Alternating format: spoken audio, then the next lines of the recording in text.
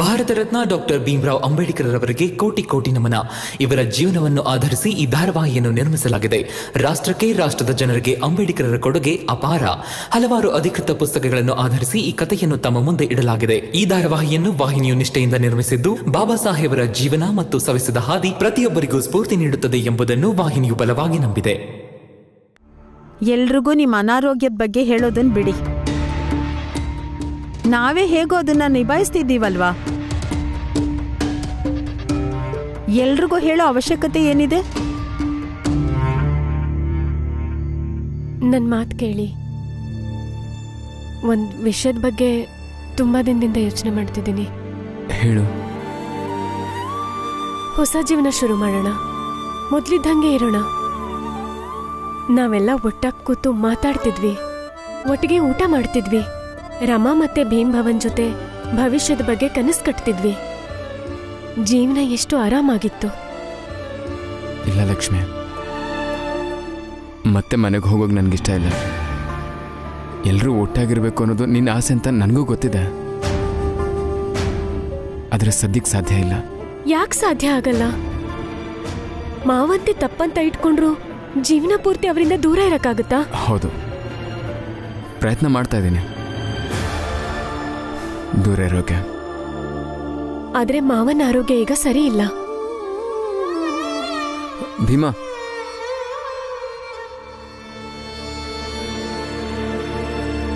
ಅಪ್ಪ ಹೇಗಿದ್ದಾರೆ?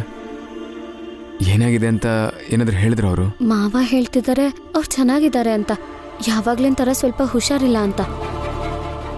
ಆದ್ರೆ ನನಗೆ ಯಾಕೋ ಅಪ್ಪ ನಮ್ಮಿಂದ ಏನೋ ಮುಚ್ಚಿಡ್ತಾ ಇದ್ದಾರೆ ಅನ್ನಿಸ್ತಾ ಇದೆ. ಇಲ್ಲ, ಮಾವ ನಮ್ಮಿಂದ ಏನೂ ಮುಚ್ಚಿಡ್ತಿಲ್ಲ. ಅದು ಮಾವ ನಿಮ್ಮಿಂದ ಮುಚ್ಚಿಡೋದಾ? ಭೀಮಾ,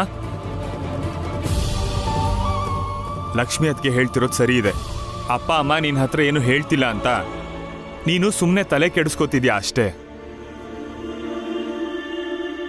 ಅದಲ್ದೆ ನಾವು ಪ್ರೀತಿಸೋರ್ ಬಗ್ಗೆ ನಾವೆಲ್ಲ ತಿಳ್ಕೋಬೇಕು ಅನ್ನೋ ಹಂಬಲ ಇದ್ದೇ ಇರುತ್ತೆ.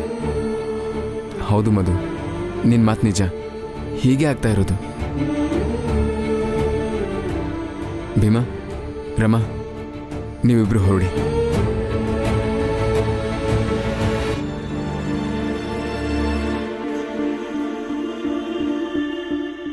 ಅಪ್ಪ ಈಗ ಹುಷಾರಾಗಿದ್ದಾರೆ. ಅವ್ರ ಅನಾರೋಗ್ಯದ ಕಾರಣ ಇಟ್ಕೊಂಡು ನೀನು ಮತ್ತೆ ವಾಪಸ್ ಮನೆಗೆ ಹೋಗೋಣ ಅಂತ ಒತ್ತಡ ಹಾಕ್ಬೇಡ. ನೋಡ್ ಲಕ್ಷ್ಮಿ, ಸಂಬಂಧಗಳಲ್ಲಿ ಒಂದ್ಸಲ ಬಿರುಕು ಮೂಡಿದ್ರೆ ಅದನ್ನು ಸರಿಪಡಿಸ್ಕೊಳ್ಳೋದು ತುಂಬಾನೇ ಕಷ್ಟ ಆಗುತ್ತೆ. ಅದಕ್ಕೆ ಇವಾಗ ಹೇಗಿದ್ದೀವೋ ಹಾಗೆ ಇದ್ಬಿಡೋಣ ನಾವು.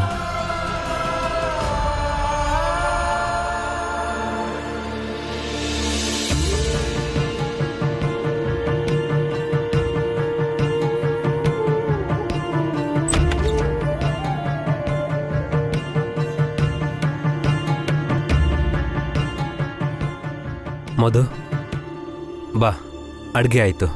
ಇವತ್ತು ನಾನು ನಿಂಗೆ ಇಷ್ಟು ಹೊತ್ತು ಪಾಯಸ ಮಾಡಿದ್ದೀನಿ. ನಿಂಗೆ ಸಣ್ಣ ವಯಸ್ಸಿಂದ ಪಾಯಸ ಅಂದರೆ ತುಂಬ ಇಷ್ಟ ಅಲ್ವಾ? ಬಾ, ಒಟ್ಟಿಗೆ ಊಟ ಮಾಡೋಣ. ಅಣ್ಣ, ನಂಗೆ ಹಸಿವಿಲ್ಲ. ಒಂದು ವೇಳೆ ಹಸುವಾಗಿದ್ರು ನಾನು ಊಟ ಮಾಡ್ತಿರ್ಲಿಲ್ಲ. ಅಣ್ಣ, ನಾವು ಮುಂಚೆ ಹೇಗಿದ್ವೋ ಹಾಗೆ ಮತ್ತೆ ನಾವು ಹಾಗಿರಕ್ಕಾಗಲ್ಲ. ಬಿಡು, ಪಾಯಸ ತಗೊಂಡು ಬಿಸಾಕ್ತೀನಿ. ನೀನು ತಿನ್ನಲ್ಲ ಅಂದರೆ ನಾನು ಕೂಡ ತಿನ್ನಲ್ಲ.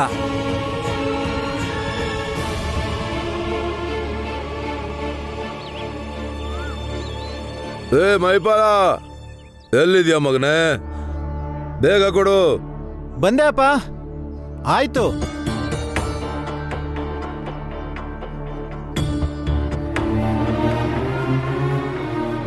ಅಣ್ಣ ಇನ್ನೂ ಬಂದಿಲ್ವಾ? ಇನ್ನೇನು ಬರ್ಬೋದು.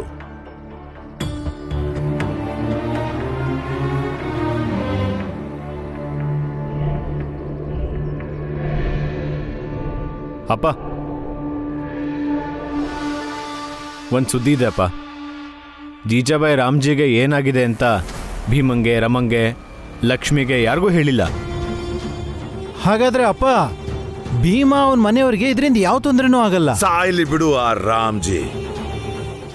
ಮಕ್ಕಳ ಕೆಲವೊಂದ್ಸಲ ಅತಿಯಾದ ಪ್ರೀತಿನ ತೋರ್ಸೋದಕ್ಕೆ ಹೋಗಿ ಮನುಷ್ಯ ತನ್ನ ಹೆಗಲ ಮೇಲೆ ಹೊರೋಕಾಗದಿರೋಷ್ಟು ಭಾರನ ಹೊತ್ಕೊಂಡ್ಬಿಡ್ತಾನೆ.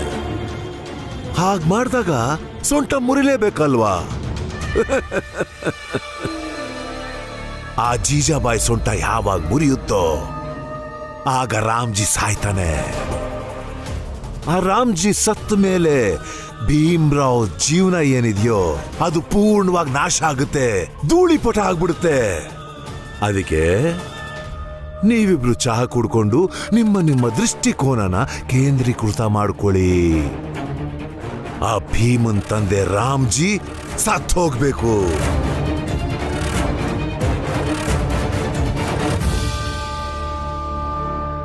ನಿನ್ನೆ ರಸ್ತೆಲಿ ಹೋಗ್ಬೇಕಾದ್ರೆ ಬಹಳನೇ ಸುಸ್ತಾಗ್ತಾ ಇತ್ತು.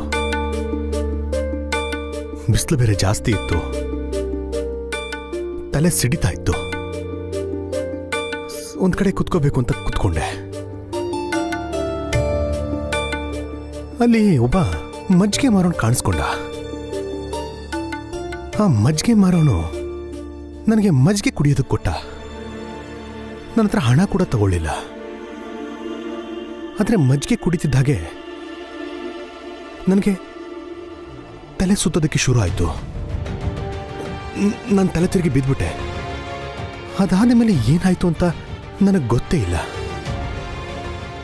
ಆ ಮಜ್ಜಿಗೆ ಕುಡ್ದಾಗಿಂದ ನನ್ನ ಆರೋಗ್ಯ ಯಾಕೋ ಸರಿ ಇಲ್ಲ ಅಂತ ಅನಿಸ್ತಾ ಇದೆ. ಹಾಗಾದ್ರೆ ಮಜ್ಜಿಗೆ ಕುಡಿಯುವಾಗ ಅದರ ರುಚಿ ಹೇಗಿತ್ತು ಅಂತ ಹೇಳಿಯಪ್ಪ. ಅಯ್ಯೋ, ಮಜ್ಜಿಗೆ ರುಚಿ ಹೇಗಿತ್ತು ಅಂದ್ರೆ ಮಜ್ಜಿಗೆ ತರಾನೇ ಇರುತ್ತಲ್ವಾ? ಪ್ರತಿಯೊಂದರಲ್ಲೂ ಅನುಮಾನ ಪಡೋದನ್ನ ಬಿಡು. ಯಾಕೆ ಹೀಗೆ ಸುಮ್ನೆ ಅನುಮಾನ ಪಡ್ತೀಯಾ? ನಿನಗಿಂತ ಒಳ್ಳೆ ಜನ ಇನ್ನೂ ಈ ಪ್ರಪಂಚದಲ್ಲಿ ತುಂಬಾ ಇದ್ದಾರೆ. ವಯಸ್ಸಾಗಿದೆ ಇವರಿಗೆ, ಹೋಗ್ತಾ ಎಲ್ಲೋ ತಲೆ ಸುತ್ತ ಬಂದಿದೆ. ಇಲ್ಲಿ ಆ ಮಜ್ಜಿಗೆ ಮಾರೋಂದೇನ್ ತಪ್ಪಿರುತ್ತೆ? ನಾನ್ ಕೇಳ್ತಾ ಇರೋ ಉದ್ದೇಶ ಬೇರೆನೇ ಇದೆ. ಅಪ್ಪ, ನೀವು ಮಜ್ಜಿಗೆ ಕುಡಿಯೋವಾಗ ಅದ್ರಲ್ಲಿ ಏನಾದ್ರೂ ಬೇರೆ ಪದಾರ್ಥ ಹಾಕಿರೋ ಥರ ಅನ್ನಿಸ್ತಾ? ಯಾಕಂದ್ರೆ ಮೇಘನಾಥ್ ಅವರು ಈಗ ತಾನೇ ಅವ್ರ ಅಹಂಕಾರಕ್ಕೆ ಹೊಡ್ತಾ ತಿಂದು ಹೋಗಿದ್ದಾರೆ. ಪ್ರತೀಕಾರಕ್ಕೆ ಅವ್ರು ಏನ್ ಮಾಡೋದಕ್ಕೂ ಹೇಸಲ್ಲ. ಹೇಳಿ ಮಜ್ಜಿಗೆ ಹೇಗಿತ್ತು, ಮಾರೋನ್ ಹೇಗಿದ್ದ ಎಲ್ಲ ಹೇಳಿ. ಅವನ್ಗೆ ಜಗಳ ಆಡಕ್ಕೆ ಏನಾದ್ರೂ ಒಂದ್ ಕಾರಣ ಬೇಕಲ್ಲ ಪಾಪ ನಿಮ್ ಮಗನ್ಗೆ, ಅಲ್ವಾ? ಹೇಳಿ. ನನಗೇನು ಆಗಿಲ್ಲ ಅಪ್ಪ. ನೀವಿಬ್ರು ಹಿಂಗೆ ಜಗಳ ಆಡ್ತಾ ಕೂತಿದ್ರೆ ಒಂದಲ್ಲ ಒಂದಿನ ಖಂಡಿತ ಏನಾದ್ರೂ ಆಗುತ್ತೆ ನನಗೆ. ದಯವಿಟ್ಟು ಹಾಗೆ ಮಾತಾಡಬೇಡಿಯಪ್ಪ. ರಾಮ್ಜಿ,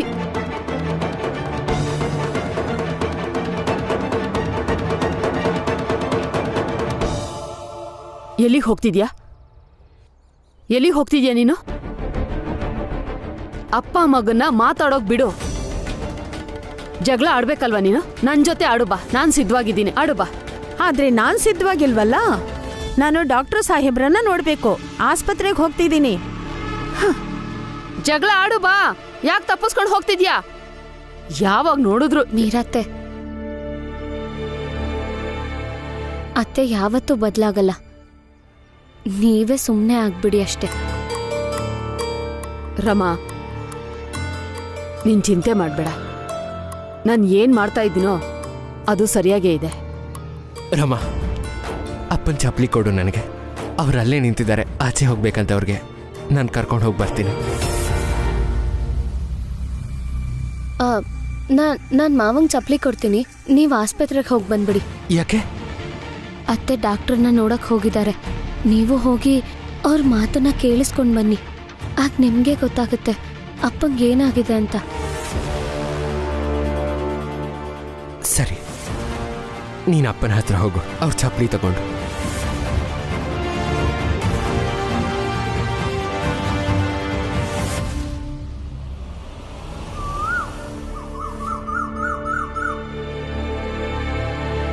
ಡಾಕ್ಟರ್ ಸಾಹೇಬ್ರೆ, ನಮಸ್ತೆ. ನಮಸ್ತೆ. ನೀವಿಲ್ಲೇ ಸಿಕ್ಕಿದ್ದು ಒಳ್ಳೇದಾಯ್ತು. ನಿಮ್ ಮನೆ ಹತ್ರ ಇದ್ದಿದ್ರೆ ನಾನೇ ಅಲ್ಲಿಗೆ ಬರೋಣ ಅಂತ ಅನ್ಕೊಂಡಿದ್ದೆ. ಇರ್ಲಿ, ರಾಮ್ಜಿ ಆರೋಗ್ಯ ಹೇಗಿದೆ ಈಗ? ಹಾ, ಈಗ ಪರವಾಗಿಲ್ಲ. ಅವರು ನೀವು ಕೊಟ್ಟಿದ್ದ ಹಳೆಯ ಔಷಧಿ ಖಾಲಿ ಆಯ್ತು. ಹೊಸ ಔಷಧಿ ಕೊಡ್ತೀನಿ ಅಂತ ಹೇಳಿದ್ರಿ ನೀವು. ಹಾ ಹೌದು, ಬರ್ಕೊಡ್ತೀನಿ ರೀ.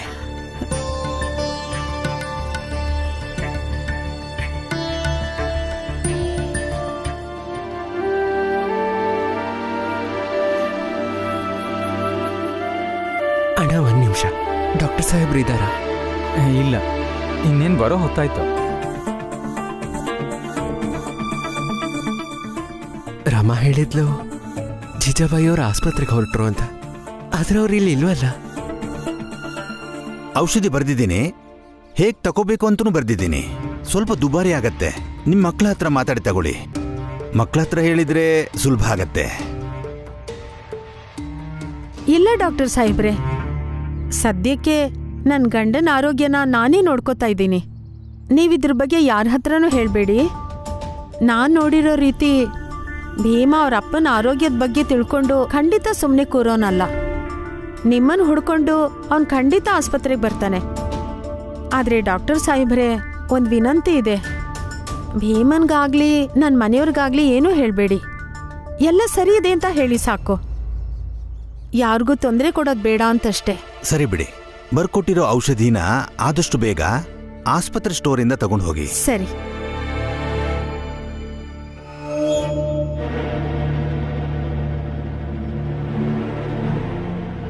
ಸ್ವಾರ್ಥ ಆದರೂ ನನ್ನ ಗಂಡನ್ನ ನಾನೇ ಹುಷಾರು ಮಾಡ್ತೀನಿ. ಇವರು ಹುಷಾರಾದ್ಮೇಲೆ ಅವ್ರು ನಂಗೆ ಮಾತ್ರ ಇರ್ತಾರೆ. ಆದರೆ ಈ ಔಷಧಿ ತರಕ್ಕೆ ದುಡ್ಡು ಬೇಕಲ್ಲ. ಇದನ್ನ ತರಕ್ಕಾದ್ರೂ ದಿನಗೂಲಿ ಹುಡ್ಕೊಂಡು ಹೋಗೋಣ. ಸರ್ಸಮ್ಮ, ಹಿಂದೆ ಹೇಗೆ ನನ್ನ ಕೈ ಕೆಳಗೆ ಕೆಲಸ ಮಾಡ್ತಾ ಇದ್ಯೋ ಹಾಗೆ ಕೆಲಸ ಮಾಡೋಕೆ ಏನ್ ತೊಂದ್ರೆ ನಿನ್ಗೆ? ಏನು? ನಾನ್ ನಿಮ್ ಕೈ ಕೆಳಗೆ ಕೆಲಸ ಮಾಡ್ತಿದ್ನಾ? ಇಷ್ಟ ದಿನ ನಾನು ಒಟ್ಟಿಗೆ ಕೆಲಸ ಮಾಡ್ತಿದೀವಿ ಅನ್ಕೊಂಡಿದ್ದೆ. ನೀನ್ ಯೋಚನೆ ಹೀಗಿದೆ ಅಂತ ಖಂಡಿತ ಗೊತ್ತಿರ್ಲಿಲ್ಲ. ಹಾಗಾದ್ರೆ ಈಗ ಗೊತ್ತಾಯ್ತಲ್ಲ, ಮಾಡು ಮತ್ತೆ. ಇಲ್ಲ, ಅದ್ರ ಅವಶ್ಯಕತೆ ಇಲ್ಲ. ನೀನು ನಿನ್ ಕೆಲಸ ಮಾಡು, ನಾನು ನನ್ ಕೆಲಸ ಮಾಡ್ತೀನಿ. ಹೀಗೆ ಅಂತ ಮೊದ್ಲೇ ಮಾತಾಡಿದ್ವಲ್ಲ.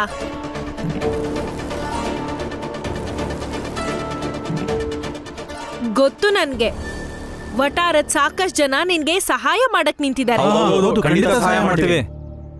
ಈ ಕಡೆ ನಾವು ಕೂಡ ಸರ್ಸಮ್ಮಂಗ್ ಸಹಾಯ ಮಾಡ್ತೀವಿ. ಸರಿ ಬಿಡು ಸರ್ಸಮ್ಮ, ಕಿವಿಗೊಟ್ಟು ಕೇಳು ನನ್ನ ಮಾತನ್ನ.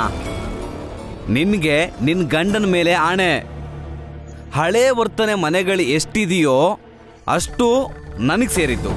ಅಲ್ಲಿಂದ ಒಂದೇ ಒಂದು ಬಟ್ಟೆನೂ ತರೋ ಹಾಗಿಲ್ಲ ನೀನು.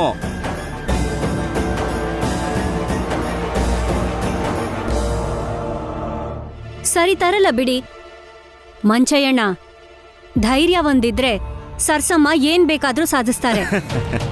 ಧೈರ್ಯ ಅಂತೆ. ಮಂಚಯ್ಯ, ನೀನ್ ಇಷ್ಟೊಂದು ಕೀಳಾಗ್ತಿ ಅಂತ ಗೊತ್ತಿರ್ಲಿಲ್ಲ. ಏ ಶಾಂತಮ್ಮ, ಯುದ್ಧಕ್ಕೆ ಅಂತ ನಿಂತ ಮೇಲೆ ಒಳ್ಳೇದು ಕೆಟ್ಟದ್ದು, ಕೀಳು ಮೇಲು ಇದನ್ನೆಲ್ಲ ಯೋಚನೆ ಮಾಡಬಾರ್ದು. ಬಟ್ಟೆ ತರಕ್ ಹೋಗ್ತಿದೀವಿ ನಾವು.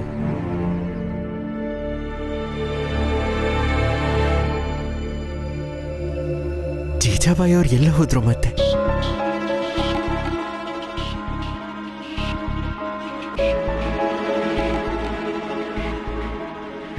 ಡಾಕ್ಟರ್ ಸಾಹೇಬ್ರೆ,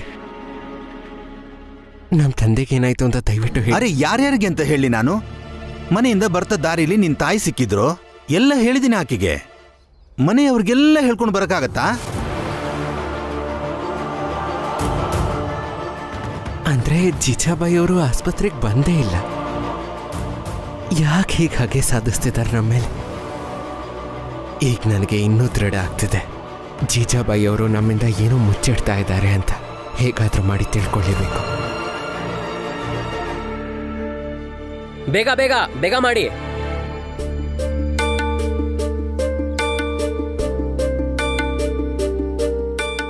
ಕೆಲಸ ಅಂತೂ ಮಾಡಲೇಬೇಕು. ಇವ್ರನ್ನೇ ಕೇಳೋಣ ಒಂದ್ಸಲ. ಸಂಜೆ ಒಳಗೆ ಎಲ್ಲ ಕೆಲಸ ಮುಗಿಬೇಕು.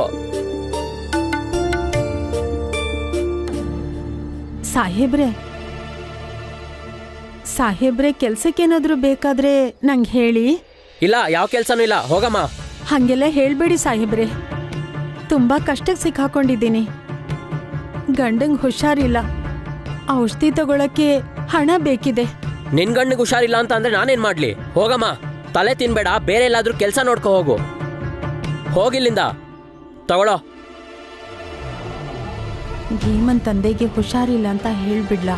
ಭೀಮ ಇವ್ರಿಗೇನಾದ್ರೂ ಗೊತ್ತಿರ್ಬೋದೇನೋ. ಭೀಮನ್ ಹೆಸರು ಕೇಳಿದ ತಕ್ಷಣ ಗಲಾಟೆ ಮಾಡಿ ಪೊಲೀಸ್ನವ್ರ ಹತ್ರ ಹೋಗ್ತೀನಿ ಅಂತ ಕೆಲಸ ಕೊಟ್ಟರು ಕೊಡ್ಬೋದು. ಸಾಹೇಬ್ರೆ, ನನ್ ಗಂಡ ಭೀಮನ್ ಅಪ್ಪ ರಾಮ್ಜಿ ಅಂತ. ಕೂಡ್ಲೇ ಚಿಕಿತ್ಸೆ ಕೊಡ್ಲಿಲ್ಲ ಅಂದ್ರೆ ಬದುಕೋದೇ ಕಷ್ಟ.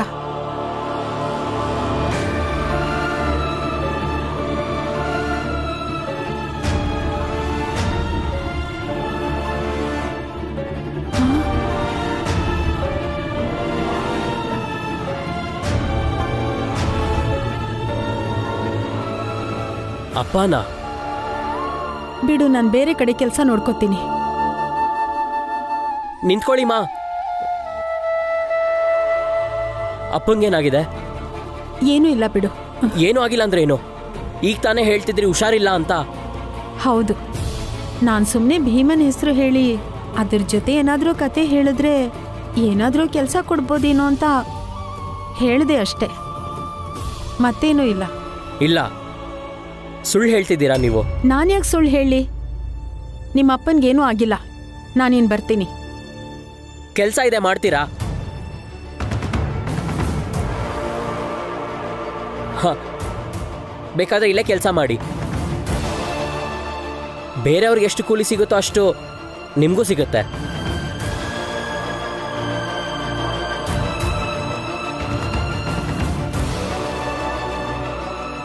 ಏನಮ್ಮ? ಹಾ, ಇವ್ರ ಕೆಲಸ ಏನಂತ ಹೇಳು. ಹಾ, ಬನ್ನಿ.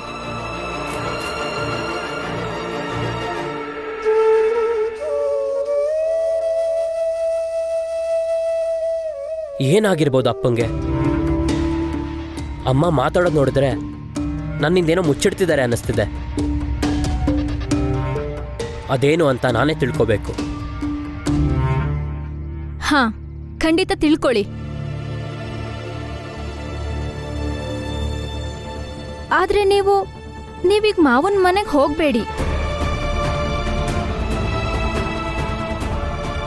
ಕರುಣಾ, ನೀನಾ ಹೀಗೆಲ್ಲ ಮಾತಾಡ್ತಿರೋದು? ಹಾ, ನಾನ್ ನಿಮ್ಗೂ ಶತ್ರು ಅಲ್ಲ, ನಿಮ್ ಮನೆಯವ್ರಿಗೂ ಶತ್ರು ಅಲ್ಲ. ನಾನು ಹೇಳ್ತಿರೋ ಉದ್ದೇಶ, ನೀವಲ್ಲಿಗೆ ಹೋದಾಗ್ಲೆಲ್ಲ ಏನಾದ್ರೂ ಒಂದು ತೊಂದರೆ ಮಾಡ್ಕೋತೀರಾ. ಅದರಿಂದ ಎಲ್ರಿಗೂ ಬೇಜಾರು. ಅದಕ್ಕೆ ಅಲ್ವಾ ಎಲ್ಲಾರನ್ನೂ ಎಲ್ಲದನ್ನೂ ಬಿಟ್ಟು ನಾವು ಬಂದಿರೋದು. ಈಗ ನಾವಿಬ್ರು ಅರ್ಥ ಮಾಡ್ಕೊಂಡು ಬದುಕ್ತಿದೀವಿ. ಮತ್ತೆ ನಾವಿಬ್ರು ಅಲ್ಲಿಗೆ ಹೋಗಿ ಎಲ್ರಿಗೂ ಯಾಕೆ ಸುಮ್ಮನೆ ತೊಂದರೆ ಕೊಡಬೇಕು?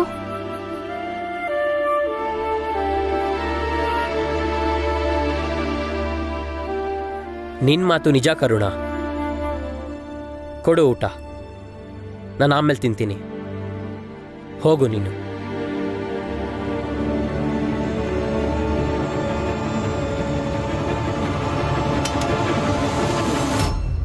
ಎಲ್ಲೋಗ್ತಿದ್ಯಾ?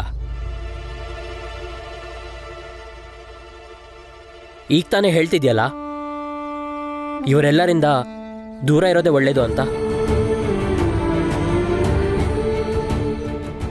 ಹೋಗ್ಬೇಡ, ಕೆಲಸ ಮಾಡಲಿ ಬಿಡು. ನೀನು ಹೊರಡು.